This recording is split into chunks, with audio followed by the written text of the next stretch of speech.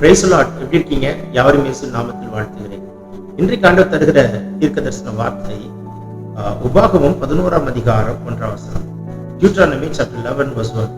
நீ உன் தேவனாகிய கர்த்தரிடத்தில் அன்பு கூர்ந்து அவருடைய பிரமாணங்களையும் அவருடைய கட்டளைகளையும் அவருடைய நியாயங்களையும் அவருடைய கற்பனைகளையும் எப்பொழுதும் கைக்கொள்வாயாக. ரொம்ப கண்டிஷனா ஆண்டவர் சொல்கிறார். எப்பொழுதும் கைக்கொள்ள வேண்டிய காரியங்கள் என்ன?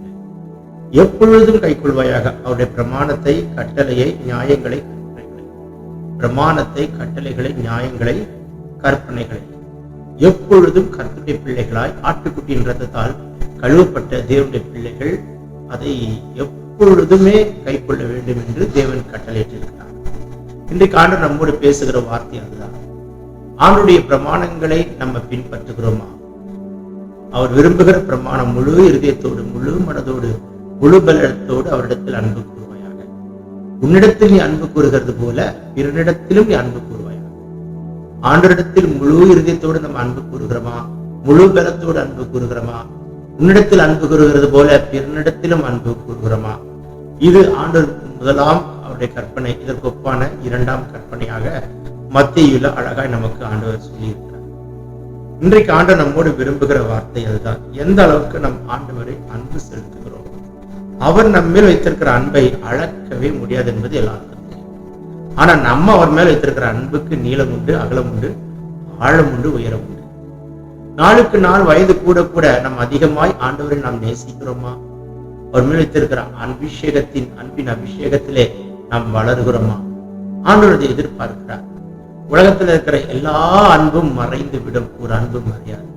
பணத்துக்காக பழகுகிற அன்பை பார்த்திருக்கலாம், காரியத்துக்காக பழகுகிற அன்பை பார்த்திருக்கலாம், பதவியும் ஆஸ்தியும் சம்பத்தும் உயர்ந்திருக்கிறதுனால கொட்டி கொள்கிற அன்பை பார்த்திருக்கலாம், இல்ல மேன்மையான இடத்துல இருக்கிறதுனால் அவர்களோடு இணைந்திருக்கிற அன்பை பார்த்திருக்கலாம், காரியத்துக்காக பழகுகிற அன்பை பார்த்திருக்கலாம், ஒருத்தருடைய பேக்ரவுண்ட் மதிப்பு, அவங்களுடைய வேல்யூ வைத்து பழகுற அன்பை பார்த்திருக்கலாம்.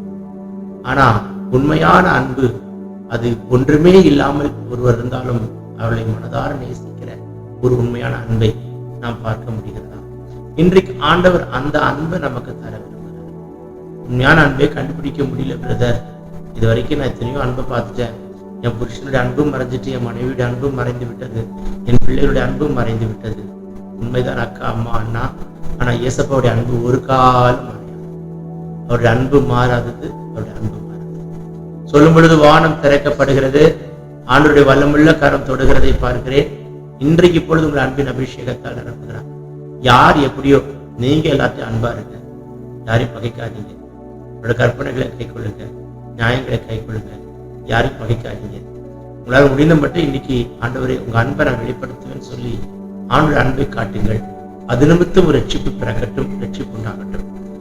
பேசிக்கொண்டிருக்கும் பொழுதே வியாதி நீங்கிட்டு இருக்குது. பலவீனமா இருக்கிற ஒவ்வொருத்தருக்காக நான் ஜெபிக்கிறேன். அக்கினி இறங்கட்டும், வார்த்தை அனுப்பி சுகத்தை கொடுக்கிறாங்க. கட்டுகளை உடை தெரிகிறேன். அது மந்திரமா இருக்கலாம், சூனியமா இருக்கலாம், கர்த்தர் முடிக்கிறார். பிறந்தநாள் திருநாள் காண்களை தொட்டு ஆசீர்வதிக்கிறார். Take this prophetic word, receive it in Jesus' name. Amen, amen, amen. God bless you. Have a blessed day.